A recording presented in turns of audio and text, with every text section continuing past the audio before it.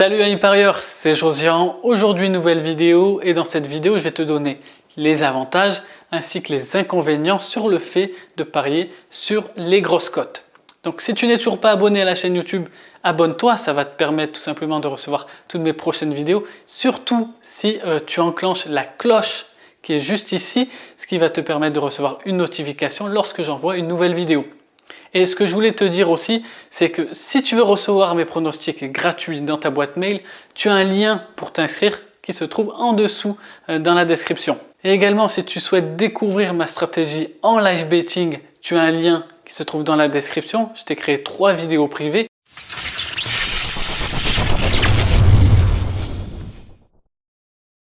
Donc avant de te donner les avantages et les inconvénients par rapport aux grosses cotes, j'aimerais revenir sur la définition de grosse cote, enfin ma définition de grosse cote. Alors pour moi, une grosse cote, c'est une cote qui va se situer entre 2, 3, voire 4 maximum. Pour moi, les grosses cotes, c'est pas les cotes farfelues 30, 40, 60.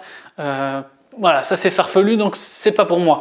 Ce que je vais te donner, c'est les avantages ainsi que les inconvénients. Donc on va commencer par les avantages. Le premier avantage selon moi, c'est par rapport au taux de réussite. Tu n'as pas besoin d'avoir un taux de réussite élevé pour être rentable et pour être en bénéfice. Donc ça, c'est un avantage considérable. Et le deuxième avantage sur le fait de jouer sur des grosses cotes, c'est tout simplement par rapport aux bénéfices potentiels. Car à mise égale, parier sur une grosse cote va te permettre d'avoir une rentabilité, un gain et un bénéfice plus élevé que si tu joues sur des petites cotes. Donc ça, c'est le deuxième avantage. Ensuite, on va tout simplement passer aux inconvénients. Et l'inconvénient majeur selon moi, c'est par rapport au tilt. Parce que tu le sais, plus tu vas avoir un taux de réussite faible, plus tu vas avoir tendance à perdre tes pronostics, et plus tu as tendance à perdre tes pronostics, et plus tu vas vouloir te refaire, et ça c'est le tilt. Et malheureusement, c'est très compliqué sur le long terme psychologiquement. Te voir perdre à chaque fois va psychologiquement et mentalement t'affecter, et ce qui va faire en sorte de te faire tilter.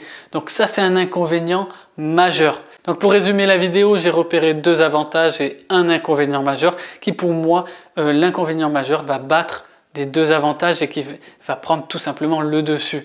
Pour une simple et bonne raison que sur le long terme, je ne suis pas sûr que ça soit rentable. Donc du coup, c'est seulement mon avis. D'ailleurs, si tu es pas d'accord avec mon avis, tu peux me le dire en dessous dans les commentaires et je serai ravi de débattre avec toi. Ce que je voulais te dire également, c'est que c'est propre à chacun. Chacun est différent, chacun réagit mentalement différemment. Donc personnellement, moi je préfère jouer sur des petites cotes. Pourquoi?